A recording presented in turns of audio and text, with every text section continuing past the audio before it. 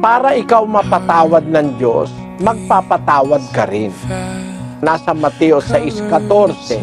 Pakibasa mo, kapatid na Daniel. Sapagkat kung ipatawad ninyo sa mga tao ang kanilang mga kasalanan, ay patatawarin naman kayo ng inyong Ama sa kalangitan. 15. Datapwat kung hindi ninyo ipatawad sa mga tao ang kanilang mga kasalanan, ay hindi rin naman kayo patatawarin ng inyong Ama ng inyong mga kasalanan. Ayun, yan lang naman ang kondisyon ng Diyos eh. Gusto mong makatiyak ka na papatawarin ka ng Diyos, magpapatawad ka rin. Pero pag hindi ka nagpatawad, tiyak na tiyak hindi ka rin papatawarin ng Diyos. Pagdating ng paghuhukom, kokondinahin ka ng Diyos, dadaling ka sa impyerno.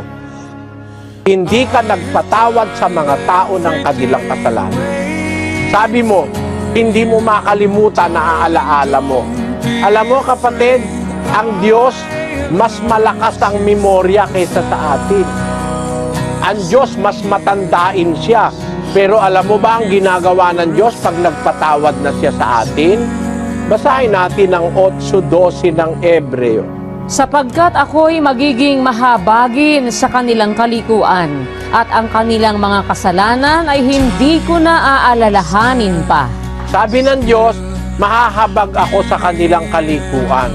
Ang kanilang kasalanan, di ko na aalalahanin pa. Ang Diyos nga may perfect memory. Pwede niyang kalimutan eh. Ikaw pa, tao naman tayo, talaga nakakalimut tayo eh. Minsan nga may tao nakakalimutan kung kailan siya pinanganak eh. Oo, meron ako na matanda nung araw. No? Sabi ko, Lola, kailan kayo pinanganak? Kailan taon na kayo? Ewan ko, ikaiho. Bakit ko? Nakakalimutan ko na yung birthday ko at saka hindi ko ikaalam kung ilang taon na ako. Natatawa ko, no? Ngayon, itong panahong ito, naalala ko, maaari tama yung matanda. Meron palang tinatawag na Alzheimer's disease. Yung Alzheimer's disease, nakakalimutan mo pati kung sino yung anak mo, kung sino yung tatay mo, nanay mo. Parang kagaya nung amnesia. Tayo ngang mga tao, nakakalimut tayo eh. Ang Diyos merong perfect memory, pero pagka nagpatawad siya, kinakalimutan niya na yung kasalanan nung nagawa sa kanya. Ganon din tayo. Para makatiyak ang papatawarin ka ng Diyos, patawarin mo rin yung nagkasala sa'yo. Pag pinatawad mo, kalimutan mo na. Mawawala na rin yun sa memorya mo. Ang nagpapaalala sa'yo, demonyo, para wag mong mapatawad. Pero ang sabi naman ng Diyos, kalimutan mo na. Patawarin mo na. Pagka nagpatawad ka, papatawarin ka rin ng Diyos. Ang tanong mo, matatanggap ka pa ba ng Diyos sa kanyang kaharian? Oo. Dahil wala ka pa naman sa totoo eh. Yun namang relihiyon mo, mali eh. Pagka wala ka pa sa totoo, pag tinanggap mo yung totoo, mapapatawad lahat ng kasalanan mo. Timoteo 1:13. Magaman ang una, ako'y naging mamumusong at manguusig at mga alipusta.